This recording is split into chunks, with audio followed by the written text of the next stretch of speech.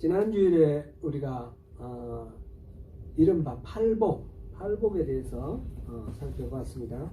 팔복은 하느님 나라 그 천국에 들어가기 위해서 필요한 그러니까 복을 받기 위한 조건 이렇게 되는 것이 아니고, 그런 것이 아니고 하나님 나라 백성 된 사람들은 이걸 누리고 있다라는 거, 그런 복의 선포였다 그랬습니다. 그래서 이거는 계명이 아니라 율법이 아니라 복음이다, 이렇게 우리가 짚어보았습니다. 다시 말씀드리면 하나님 나라의 백성들은 이런 존재들이다 라는 하나님 나라 백성들의 특징을 나타내는 그런 이야기입니다. 그것은 우리 안에 들어있는 자기의를 드러내는, 막 비워내는 그 과정과 그 빈자리를 하나님의 의로 채우는 과정, 이렇게 8개의 복으로 이렇게 단계를 나눠 놨다, 이런 걸 살펴봤습니다. 오늘은 계속해서 하나님의 나라 백성들이 그 채워나가고 도달해야 될 그 하나님의 의에 대해서 우리가 살펴봅니다. 앞에서 하나님 나라 백성들의 특징들을 살펴봤는데, 오늘 본문 5장 13절부터 16절까지 이른바 소금과 빛의 이 비유, 이 내용도 말하자면 하나님 나라 백성들의 특징을 나타내는 그런 내용입니다. 그래서 하나님 나라 백성들은 이러한 특징을 바탕으로 해서 또 앞으로 이렇게 말씀드릴 하나님 나라 백성들의 사명을 잘 감당하라 하는 것이 산상수훈의 내용입니다. 5장에서는 그리스도의 믿음의 본질을 말하면서 지금 서기관과 바리새인보다 더 나은 의를 지금 행하는 사람이 바로 그리스도의 모습이다, 그렇게 말하면서 그리스도인들이 따라가야 할 세 계명을 소개하고 있습니다. 6장에서는 그러면 진정 의로운 사람은 어떤 사람인가, 금식이라든지 기도라든지 이런 걸 통해서 진정 의로운 사람의 모습이 나오고요. 7장에서는 새로운 계명에 반드시 복종해야 되는 것을 강조하기 위해서 그렇지 않은 사람들의 이야기들을 또 말씀하면서 경고를 하고 있습니다. 이렇게 전체적으로 5장부터 7장까지가 산상수훈으로서 하나님의 의가 우리 하나님 나라 백성들에게 어떻게 구현되어야 될 것인가, 그렇게 지금 말씀이 나옵니다. 팔복은 계명이 아니라 그랬고 복음이라 그랬고, 지금 소금과 빛, 이것도 보면 그 어떤 소금이 되고 빛이 되라라는 그런 명령의 말씀이 아니고, 여러분들은 이미 소금이다, 여러분들은 이미 빛이다, 이렇게 말씀하고 계세요. 그리고 아이덴티티, 하나님 나라 백성이라면 이런 특징이 있다, 팔복과 이어지는 그런 아이덴티티의 연속성입니다. 그걸 바탕으로 해서 지금 16절 같은 경우는 그러므로 빛을 세상에 이렇게 비추어서 행실을 통해서 너희 빛을 세상에 이렇게 비치라, 그런 말씀. 그러면서 자연스럽게 그 다음부터는 명령형으로 나옵니다. 다 계명입니다. 계명들이 이렇게 쭉 나옵니다. 예수님은 그리스도인들을 소금이라고 그랬고 빛이라고 그랬는데, 소금과 빛은 어떤 특징이 있습니까? 어떤 기능을 합니까? 소금은 맛을 내는 기능을 합니다. 그죠? 그 밖에 여러 가지 기능들이 있지만, 여기서 예수님께서 말씀하고자 하시는 내용은 소금이 맛을 내는 거다. 음식의 맛을 내는 기능이다. 그 맛을 잃어버리면, 그 짠맛을 잃어버리면 소금은 아무 소용이 없다, 그걸 말씀하고 계십니다. 빛은 무엇입니까? 빛은 어떤 기능입니까? 어두움을 밝혀서 사물을 분별할 수 있게 하고, 그래서 우리가 움직일 수 있도록 하는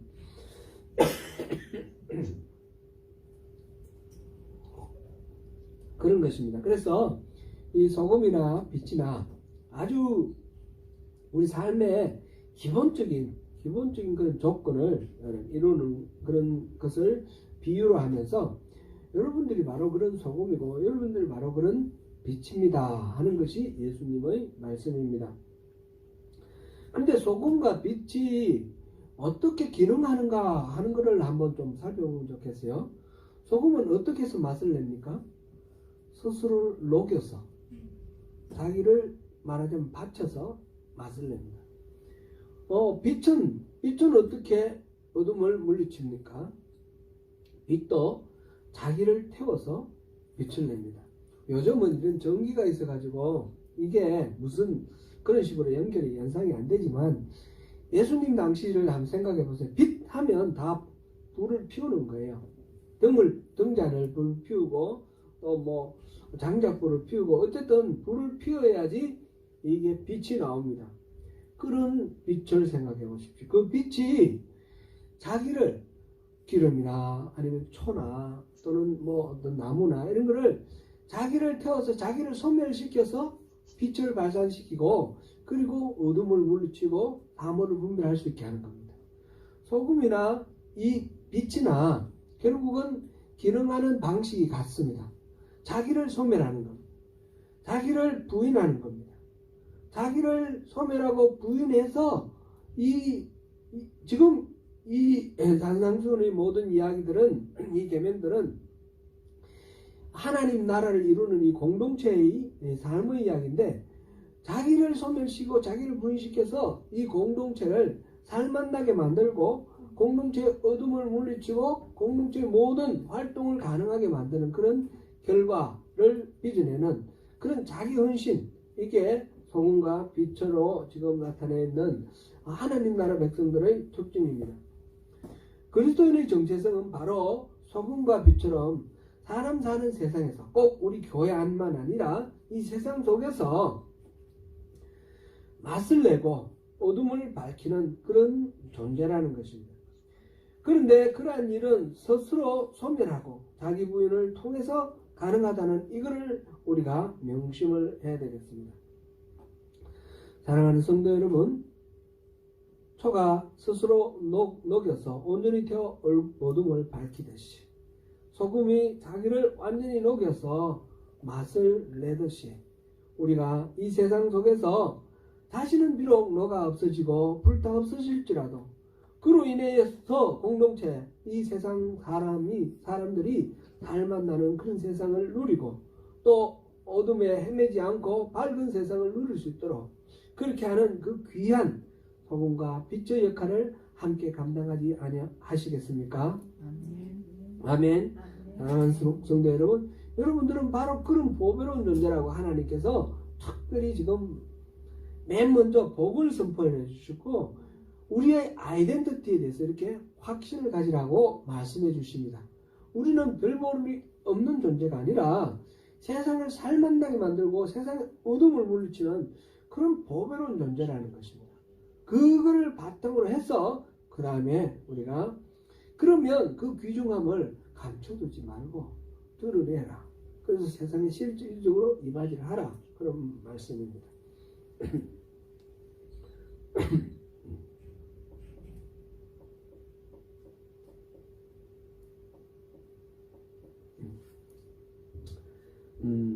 예수님의 가르침과 사역의 여러 가지 모습은 당시 유대인들의 입장에서는 매우 과격하고 파격적인 그런 모습으로 이렇게 비쳤습니다. 그래서 사람들이 생각할 때 예수님은 율법을 파괴하는 자, 율법 파괴자, 그 이단 이렇게 생각을 했습니다. 그래서 결국은 예수님 십자가에 달려 죽으신 이유는 하나님을 모욕하고 이 유대교의 그 질서를 파괴하는 사람이라 해서 그렇게 십자가를 지셨습니다. 그래서 예수님이 가르치시고 사역하시는 것에 대해서 시비를 계속 거는데 우리 마태가 지금 기록하고 있는 것은 연대순으로 이렇게 기록한 게 아니라고 그랬죠.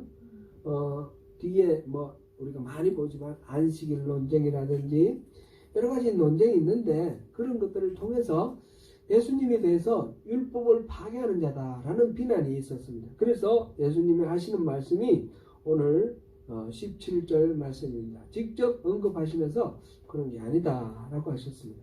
같이 읽어봅니다. 17절.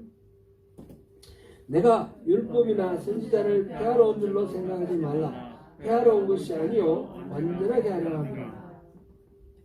여기서 말하는 율법이나 선지자는 구약 성경 전체를 일컫는 말입니다. 그것을 폐하려 한다라는 말은 구약에서 가르치는 율법들을 전부 부인하고 무효화시키려고 그렇게 예수님이 잘못된 가르침을 펼치고 있다라는 그런 공격이죠. 우리가 볼 때도 구약 성경과 신약 성경은 상당히 많이 다릅니다. 구약 성경에서 말하는 하나님하고 신약 성경에서 하는 하나님이 다르다 이렇게 주장하는 사람도 있어요. 그래서 구약은 성경을 하지 말자, 신약만 성경을 하자 이런 사람들도 있고요. 우리들의 입장에서 어느 정도 그 구약과 신약의 차이를 다르게 보고 구약에 나오는 모든 그 계명 다 우리가 지키지 않습니다. 레위기에 나오는 그런 많은 제사에 관한 법이라든지 정결법, 피부병이 났을 때 이런 이야기들 우리는 전혀 그런 거 신경 쓰지 않습니다. 돼지고기를 먹지 말라라든지 새 중에 어떤 새를 먹고 고기 중에 어떤 고기를 먹고 이런 거 신경 안 씁니다. 구약 성경의 많은 부분은 우리는 이제 말하자면 따르지 않습니다. 그것이 예수님으로부터 시작된 거라고 우리는 알고 있는데, 그러면 예수님께서 율법을 폐하러 오셨다는 말이 어느 정도 타당성이 있는 것 아닌가 그런 생각을 할 수도 있습니다. 근데 예수님 말씀은 그게 아니라 폐하러 온 것이 아니라 폐지하고 무효화시키려고 온 것이 아니라 완성시키러 왔다 이렇게 말씀하셨거든요. 그러면 율법을 지금 이렇게 우리가 일부는 지키지 않는 이거하고 또 완성시킨다는 거하고 어떻게 조화를 이루어 우리가 생각할 수 있을까, 그런 우리 질문을 해볼 수가 있습니다. 그리고 지금 예수님께서 말씀하시기를 율법 중에 1.1획이라도 없어지지 아니하고 온전히 이루자 그랬잖아요. 그러면 구약 성경에 나오는 그 모든 것들을 다 그대로 문자 그대로 1.1획도 버리지 않고 다 지켜야 되는 것이 예수님의 말씀에 의하면 맞는 거 아닙니까? 어떻게 생각하십니까? 그런 질문이 우리에게 드는 겁니다. 그래서 성경을 읽을 때에 우리가 좀 잘 파악을 하면서 읽어야 될 부분이 있습니다. 그러니까 문자 그대로 이렇게 받아들일 것인가, 그렇지 않고 이거를 예수님이 말씀하시는 그 말씀의 취지, 그 속뜻을 우리가 이해할 것인가, 그런 것이 중요합니다. 제가 청년 때에 어떤 사람을 만났는데 그 사람이 열심히 독실하게 교회 다니고 열심히 신앙생활을 했어요. 저는 그 당시에 예수를 믿지 않고 교회도 안 다녔고 그렇지만 혼자 이제 성경도 읽어보고 그러면서 예수를 한번 믿어볼까 그런 생각을 하고 있었어요. 그런데 이 사람이 저한테 뭔 얘기를 할 때마다 이 성경에 이렇게 돼 있고 성경에 이렇게 돼 있고 하는데 도무지 받아들여지지가 않는 거예요. 그 사람이 하는 말이 너무 거부감이 많이 들고, 그래서 그것 때문에 싸우고 이렇게 충돌을 하고 싸웠는데, 그때 어떤 싸움을 했느냐 하면 제가 이제 좀 잘난 척 하느라고 그렇게 반박을 했어요. 반박을 한 게, 성경 보니까 거룩한 입맞춤으로 서로 인사하라 그러던데 너는 그러면 교회 가면 맨날 키스하냐? 그랬어요. 인사할 때 키스하냐? 그랬더니 할 말이 없어 입에 막혔어요. 그런 뜻 아니지 않습니까? 그죠? 거룩한 입맞춤으로 서로 인사하라. 이 말은 막 형식적으로 그냥 근성으로 인사하지 말고 아주 진실한 마음으로 상대를 존중하면서 그렇게 인사를 하라, 그런 뜻이에요. 그래서 우리가 성경을 읽을 때에 그렇게만 단순하게 문자적으로만 읽으면 어렵습니다.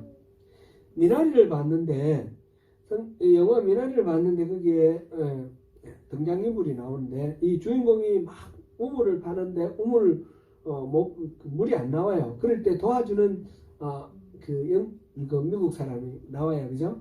기억나세요? 그리고 그 사람의 이름이 폴이에요. 바울이에요. 폴이 그러니까 주일날 교회 안 가고 이 사람은 십자가를 지고 이렇게 길거리를 가는 거 그게 이제 영화에 나오더라고요. 그러니까 폴이 왜 그러냐 그 이제 다른 사람이 하는 얘기 속에 그게 이유가 나오는데 주님이 자기 십자가를 지고 매일 자기 십자가를 지고 나를 쫓으라 했다. 그래서 십자가를 지고 쫓는 거예요. 그 십자가를 지고 쫓으라는 말이 그런 뜻인가요? 그 문자적으로 해석하면 그렇게 할 수도 있어요. 또 전도 여행 갈 때 예수님께서 제자들을 파송하면서 전대를 갖고 가지 마라 그랬으니까 전도 여행 갈 때 이 지갑을 찢어버리고 가는 사람이 있어요. 오늘날도 그렇게 요즘 뭐 카드 있고 뭐 스마트폰 있으면 찢어버리고 가도 상관없겠죠. 네, 그러나 그런 뜻이 아니라는 거죠. 전대를 가지고 가지 말라는 말의 의미를 우리가 잘 이해를 해야 되겠습니다.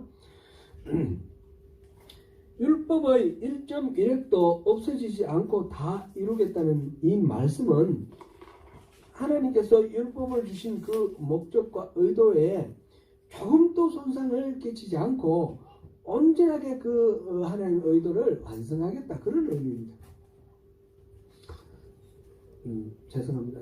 뒤에 휴지를 좀 갖다 주시겠습니까? 지금 갑자기 콧물이 날 것 같은 사인이 지금 나오고 있어서. 그래서 우리는 그런 차원에서 이 부분을 봐야 되겠습니다. 예수님께서 그런 율법은 하나도 1.1획도 없어지지 않게 하겠다. 그리고 그걸 완성하겠다 하면서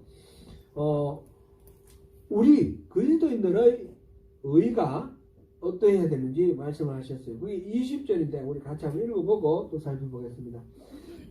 시작. 내가 너희에게 이르노니 너희 의가 서기관과 바리새인보다 더 낫지 못하면 결코 천국에 들어가지 못하리라.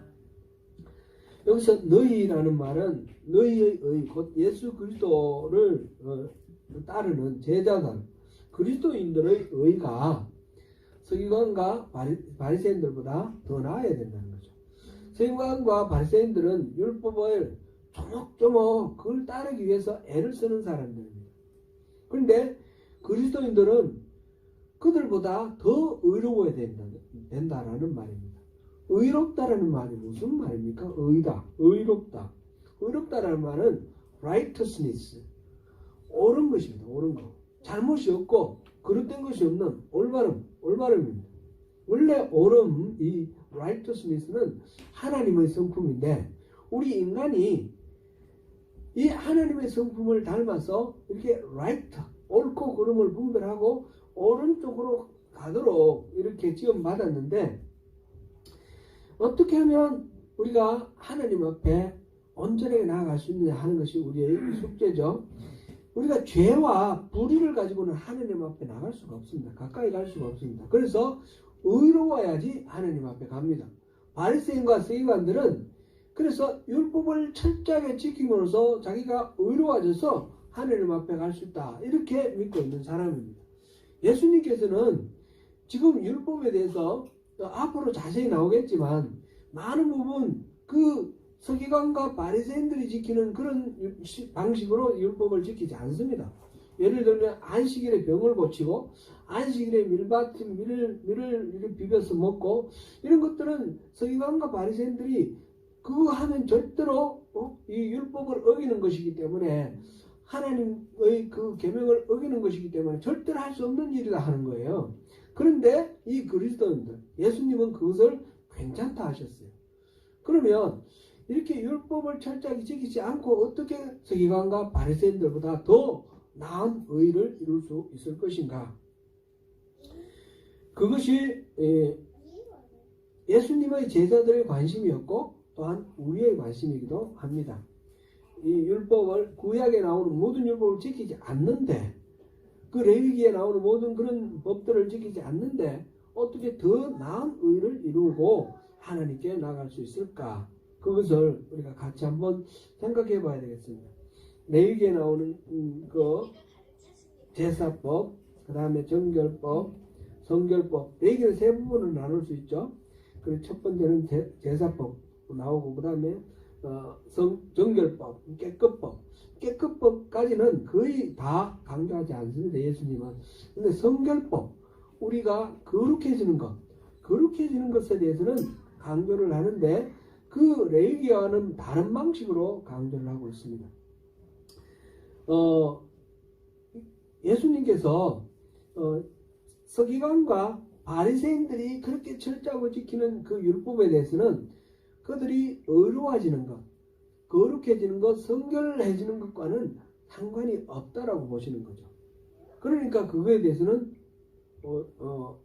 강조를 하지 아니하셨고, 오히려 그 23장 같은 경우 보면 바리새인과 서기관들이 하는 그런 일들에 대해서 위선자라고 그러고 외식하는 자라고 그러고 막 세상에 어떤 사람들보다 더 많이 꾸지람하고 비난하는 그런 장면들을 우리가 봅니다.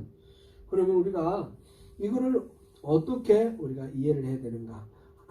그들 서기관들과 바리새인들의 의보다 더 나은 의는 어떤 의인가? 그것이 지금 말하자면 산상수훈에 다 기록되어 있는 것입니다. 그것을 한번 보겠습니다.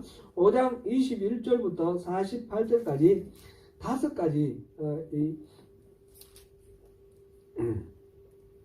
지금 우리가 어디서부터 보는 거죠?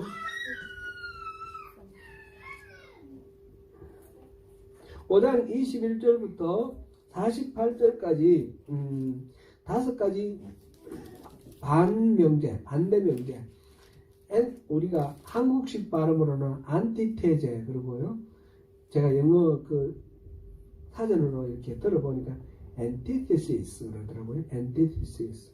안티테제. 우리는 안티테제라고 하는데 반명제. 여러분들이 이렇게 들었는데 그게 아니라 이렇게 하라. 이런 식으로 명제를 반대로 하는 그런 명제 5가지 가지고 그리스도인들이 가져야 할 참다운 의가 무엇인지 지금 5장에서 얘기하고 있습니다. 오늘은 5장 끝까지 할 것입니다. 5장만 하겠습니다. 6장, 7장은 다음에 하겠습니다. 그동안에 그 홈페이지가 안 떴는데 우리 정수건 지사님 또 박영선 지사님 애마이 써주셔서 정상으로 잘 가동하고 있습니다. 그래서 이전에 제가 마태복음 산상수훈을 여러 번 나누어서 설교를 했지 않습니까? 그거를 이렇게 찾아서 한번 들어보시고 이렇게 하시면 도움이 될 겁니다. 똑같은 설교를 제가 다시 할 필요는 없으니까 지난번에 5번, 7번 한 거를 지금 오늘 한 번에 하는 거거든요. 그런 식으로 지금 이렇게 가는 거니까 참조하시고 그렇게 활용하시면 좋겠습니다. 5장 21절부터 26절에는 노하지 말라라는 말씀입니다. 10계명의 제6계명 살인하지 말라라는 계명과 대조하면서 그리스도인들은 단순히 살인하지 않는 것으로 충분하지 않다라는 겁니다. 형제에게 노하고 욕하고 모욕하는 것, 그건 살인하는 거나 마찬가지라는 것입니다. 그래서 살인의 내적 동기가 되고 있는 우리 마음속에 있는 미움, 그 미움조차도 금지하시면서 예수님이 율법을 완성하신다는 그 말씀의 의미를 그렇게 설명하고 계십니다. 율법을 완성한다라는 말은 그러니까 율법 중에 뭐 부족한 게 있어서 불완전해서 새로 뭔가 예수님이 보충한다 그런 뜻은 아닌 겁니다. 율법은 그 자체로 하나님 주실 때 완전했습니다. 그런데 그 완전한 율법의 뜻이 사람들이 온전히 그거를 알지 못해서 잘못 적용함으로써 훼손이 되어버렸습니다. 어그러지고 훼손된 것을 예수님께서 이걸 다시 완성시키는 것입니다. 살인하지 말라라는 말 속에는 하나님께서 그렇게 말씀하실 때는 단순히 사람의 목숨을 끊지 말라는 뜻이 아니라 사람과 사람 사이의 미움으로 이렇게 해를 끼치는 그런 일을 하지 말라라는 그런 의도였다라는 것입니다. 이게 예수님께서 지금 완성하는 그런 말씀의 의미입니다. 그래서 율법의 본래 취지가 회복되는 것, 그것을 이제 머릿속으로 알고 지식적으로 아는 것이 중요한 것이 아니라 삶 속에서 그것이 나타나는 것, 구현되는 것, 그것이 그리스도인의 삶의 사명이라는 겁니다. 우리가 팔복 복을 받았는 사람이고 소금과 빛으로 그렇게 우리 아이덴티티가 규정되었다 그러면 우리는 천국의 백성이니까 이렇게 노하지 말고 미워하지 말라. 그게 우리에게 주시는 하나님의 사명이고 계명입니다. 그 다음에 나오는 것은 5장 27절부터 32절까지는 7계명 간음하지 말라는 계명과 대조하면서 음욕을 마음속에 품는 것조차 용납되지 않는 완전한 순결을 가르치셨습니다. 그래서 눈이 실족하거든 눈을 뽑아버리라 그러고 손이 실족을 하거든 손을 끊어버리라 그랬습니다. 이것도 문자 그대로 받아들이면 안 되겠죠. 그래서 이 마음속으로부터 항상 이게 순결한 마음을 가져라 그랬습니다. 그래서 이혼을 할 때 모세가 이혼을 할 때 이혼정서를 써주면 그것을 족하다고 그랬는데 그것은 여러분들이 너무 이제 악해서 그렇게 말한 것이다 이렇게 설명을 하시면서 음행한 연고 외에는 절대로 이혼도 하지 마라, 이혼하지 말라는 의미다라는 거죠. 원래 이 모세 당시에 보면 십계명을 그때 하나님 주실 때 당시에 고대사에서는 이혼을 하게 되면 여성들의 경제활동이 불가능했습니다. 그래서 굶어 죽습니다. 그래서 과부와 고아는 그 공동체가 책임지라는 거 아닙니까? 그냥 놔두면 살 길이 없기 때문에. 그래서 이혼을 하면 그런 절망적인 상황이 됩니다. 근데 남편이 아내를 그냥 내쫓아버리면 아내는 죽는 겁니다. 이혼 정서를 써주면 이 여인은 다른 남자와 결혼을 할 수가 있는 겁니다. 그러면 보호가 될 수 있는 것입니다. 이혼 정서를 써주라 이 말은 여인의 혹시 이혼하게 되더라도 그 여인을 보호해주라 그런 뜻입니다. 그런데 실질적으로 이 유대인들은 그 말을 어떻게 적용을 했냐면 실적나면 이혼해도 좋다, 이혼 정서만 써주면 된다 이렇게 이해를 하는 겁니다. 하나님의 의도하고 전혀 반대로 이해를 하고 있었습니다. 그래서 예수님은 이혼하지 마라, 이혼을 하지 마라, 그것이 이혼 정서 써주고 그런 식으로 뭐 정당화되는 거 아니다, 이게 이 말씀의 취지입니다. 그렇게 되면 결국 간음하는 거나 마찬가지다 그런 말씀입니다.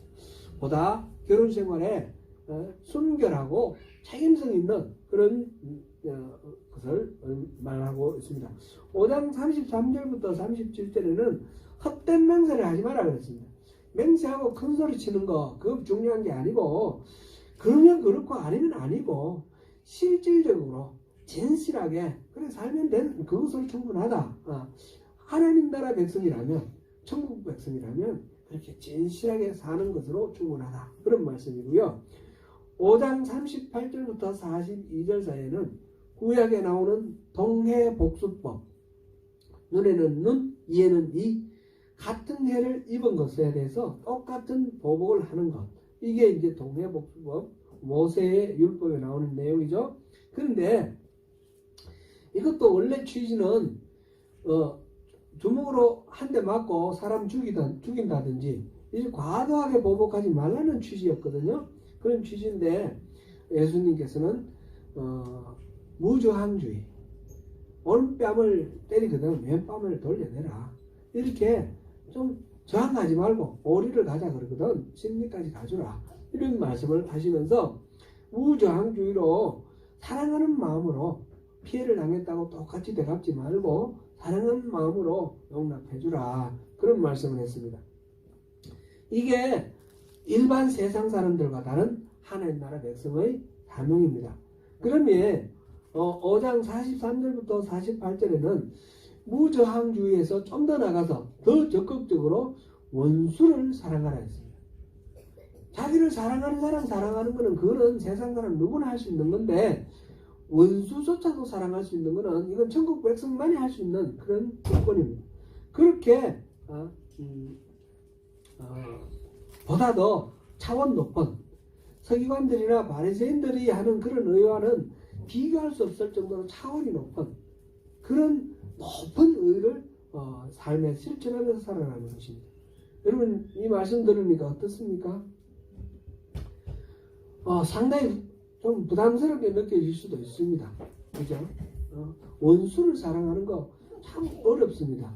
오리를 가자는데 심리 가주는 거 너무너무 어렵습니다. 우리가 피해 당하면 억울하고 어떻게 그거를 억울함을 풀어야지 우리가 살 것 같은데 그 억울함을 하나님께 맡겨버리고 용서해 주라는 겁니다.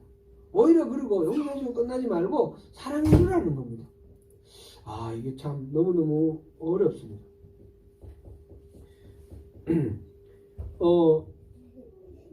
형제에게 노하지 말라. 살인하는 거나 똑같다 그러고 마음속으로 음욕을 품는 것조차도 간음하는 거랑 똑같다 그러니까 기준이 이 상상 이상으로 높습니다. 그렇게 하나님께서는 천국의 백성에게 기대를 한다는 겁니다. 저와 여러분에게 하나님은 그런 것을 기대를 하고 계십니다. 이것이 하나님 나라 백성의 사명입니다. 이거는 계명입니다. 이거는 명령입니다. 하나님께서 명령하셨어요. 우리 그렇게 살아라. 네 마음에 들면 이렇게 해도 좋고 마음에 안 들면 그렇게 하면 안 되고 이런 게 아니고 이렇게 살아라 하셨어요. 좀 상당히 부담스럽습니다. 안 그렇습니까? 예수님이 가르쳐 주신 계명들은 이렇게 수준이 높은데 이거를 나의 의로, 나의 능력으로, 나의 노력으로, 나의 인격으로, 나의 성품으로 이렇게 살려고 하면 이거는 100% 실패입니다. 불가능합니다. 나는 안 되는 존재입니다. 나는 죄인입니다. 그러면 어떡합니까? 그래서 지금 예수님께서 하는 말씀이 맨 먼저 팔복을 선포를 하신 거예요. 그리고 소금과 빛이다 말씀하신 겁니다. 바로 하나님 나라 백성이 되라는 겁니다. 하나님 나라 백성이 되면 그 다음에는 하나님 나라 백성으로서 하나님의 능력, 예수 그리스도의 힘으로 그렇게 하도록 해 주시겠다라는 말씀입니다. 이거는 성경에 여러 번 나오죠. 수고하고 무거운 짐진 자들아 다 내게로 오라. 나는 온유하고 겸손하니 내게와 내 멍에를 메고 내게 배우라 하는 내 멍에는 쉽고 가볍다. 그렇게 예수님이 말씀하셨어요. 이렇게 수고하고 무겁고 이런 그런 고통스러운 짐을 졌는데 그거 가서 여기 내려놓아라 그러셨으면 그러면 자유롭게 그냥 나랑 같이 놀자 이러면 좋겠는데 멍에를 메라는 거예요. 또다시. 그러니까 우리가 너무너무 힘들고 어렵습니다. 근데 예수님 말씀하시기를 그 멍에는 쉽고 가볍다 했어요. 이거는 제가 강원도에서 군대 생활을 했는데 강원도에서는 이 논밭을 갈 때 소를 2마리를 쓰더라고요. 우리 고향에서는 소를 1마리만 쓰는데 소 2마리 쓰더라고요. 그래서 물어보니까 1마리는 베테랑 소예요. 나이가 많은 4살, 5살, 6살 먹은 소고 1마리는 덩치는 똑같아도 1마리는 1살 이렇게 된 초짜 소예요. 그래서 이 소를 2마리를 가지고 이렇게 밭을 가는데 실제로 힘쓰고 하는 거는 다 이 베테랑 소가 다 하는 거예요. 옆에 소는 그냥 따라다니면서 배우기만 하면 되는 거예요. 예수님 당시에 팔레스타인에서도 밭을 갈 때 2마리 소를 썼습니다. 그래서 예수님의 멍에를 맨다라는 것은 예수님과 함께 예수님이 나아가시면 나도 나아가고 예수님이 멈추시면 나도 멈추고 내 힘으로가 아니라 예수님의 힘으로 내 지혜로가 아니라 예수님의 지혜로 그렇게 살자라는 것입니다. 우리가 여기에 오클랜드는 바다도 가까운데 바다에서 헤엄을 부지런히 치고 이렇게 힘들면 쉬고 그러면서 계속 가면 북쪽으로 계속 가면 우리 쪽 대한민국까지 갈 수 있겠죠. 바다는 통해 있으니까 그죠? 그렇게 갈 수 있는데 실제로 갈 수 있습니까? 우리는 그런 능력이 없는 거예요. 그럼 배를 타고 가면 갈 수 있겠죠? 배를 타고 가면 갈 수 있는데 배도 여기서 다니는 조그만 배 크루즈 이런 거 타고는 태평양을 갈 수가 없습니다. 큰 바람이 불고 또 파도가 치면 망합니다. 침몰할 겁니다. 몇만 톤 이래도 어렵죠. 그런데 100만 톤, 10만 톤, 100만 톤은 되는 큰 항공모함이 있어요. 항공모함이 있으면 어떻습니까? 거기 타면, 우리가 타면 이 배는 가다가 파도가 치고 풍랑이 일어도 갈 수 있겠죠. 큰 상선이나 큰 뭐 이런 항공모함이나 내 힘으로 내가 헤엄쳐서 가려고 하면 안 됩니다. 그 조그만 배, 이웃의 도움을 받아서 조그만 배 이 정도까지 안 된다는 거죠. 예수님 같은 그런 큰 바다도 넉넉히 헤쳐나갈 수 있는 그런 배를 타고 가면 넉넉히 이길 수 있지 않습니까? 지금 하늘나라의 백성들이 지켜야 될 사명에 대해서 지금 7가지 나왔는데 이제 계속해서 6장, 7장 나올 겁니다. 이것들도 우리의 힘으로, 우리의 능력, 성품으로는 불가능합니다. 그것을 주님께 우리가 의지하고 주님의 은혜와 주님의 지혜로, 주님의 능력으로 우리가 해나가면 넉넉히 그 모든 무어 보이는 이런 사명들도 감당할 수 있습니다.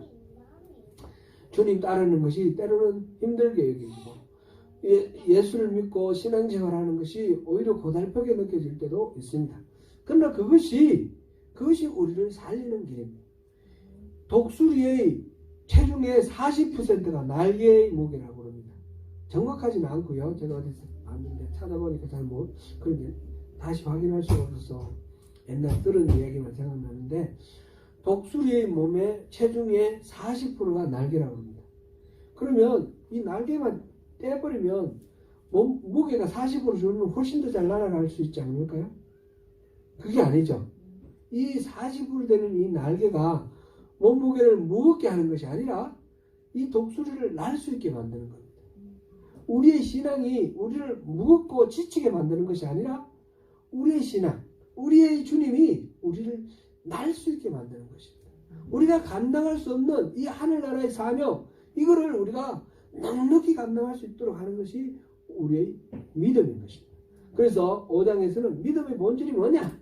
그리스도인으로서 그리스도의 의를 힘입어라. 그것이 참된 믿음이라는 것입니다.